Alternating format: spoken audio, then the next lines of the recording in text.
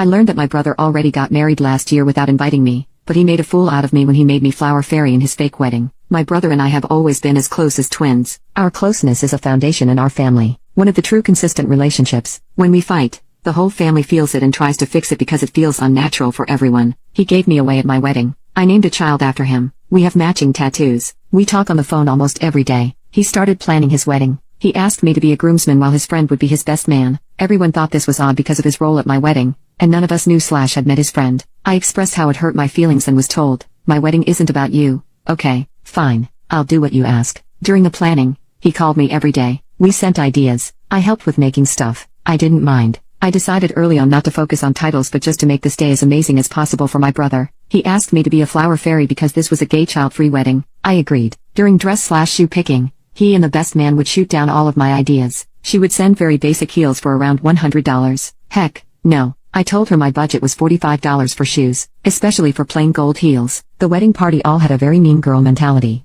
I felt it from day one. The wedding party was there and then I was there. I chalked this up to not knowing them well and their proximity. They even went as far as saying the shoes I liked were too SLT. After this, I begged to come as a guest, so I could wear what I wanted and not feel this weird mean girl mod mentality from the rest of the wedding group. My brother says no way. I can't get married without you being by my side. I get to the state where the wedding will be, and the first day I'm there, I find out the best man had the bachelor party the night before I got there. Everyone from the wedding party was included aside from me. I let it go and focused on the wedding and doing my part. So, I slap on some wings, dance my way down the aisle, and give my very first wedding speech. All goes well. The wedding was awesome until the drag show. Yes, they had a drag show at their wedding. During the show, one of the queens comes on and announces that this was all fake because my brother and his partner had gotten married 1 year prior. I asked the rest of the wedding party if they knew. They did. They were at the real wedding. Everyone but me. I'm sitting there trying to process it, and my mom, who gave them $3,000 for the wedding because they needed it, storms up to ask if I knew. I told her no, and she immediately switched to supporting me because of how bad the situation was. It's not about them already being married.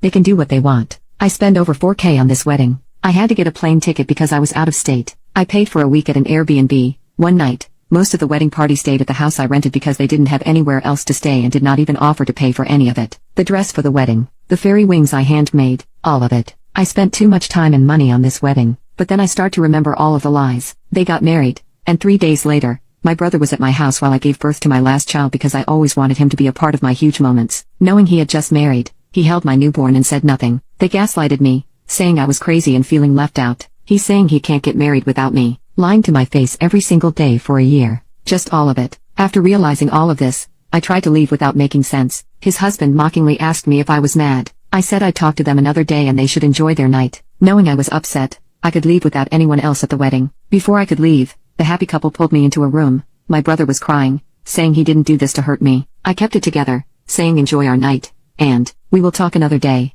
His husband said, "Oh, so there is something to talk about then." I repeat, "We can talk another day." They asked me to brunch. I'll see if I'm up for it when they go. The next morning, I realized that the whole wedding party and some guests were going to lunch. I choose not to go because I will not put myself in a situation where I'm ganged up on, again over my feelings about the wedding and wedding party. After that, I left the wedding chat on Snap, which they were notified of. At this point, it was the next morning, and his husband started blowing me and my friend up. We ignore them and go about our day. Aside from short responses to get me to the airport the day I left, I have not looked at or spoken to my brother since. When I left, I asked them to crop me out of the wedding photos as I didn't want to be associated with a fake wedding, and I didn't want a reminder of how embarrassing it was and how stupid I looked. I told them I didn't want to speak to them again. My brother said nothing. His husband said, "You're a narcissist, and I feel bad for the people who have to deal with you. Pretty sure you're narcissistic more with tricking 100 people into coming to a wedding, some of the wedding that was paid for by other people, just to tell everyone, haha, this was just a giant party for us. Joke's on you is probably more narcissistic than me reacting to the time, money and energy spent to attend a fake wedding. But alright,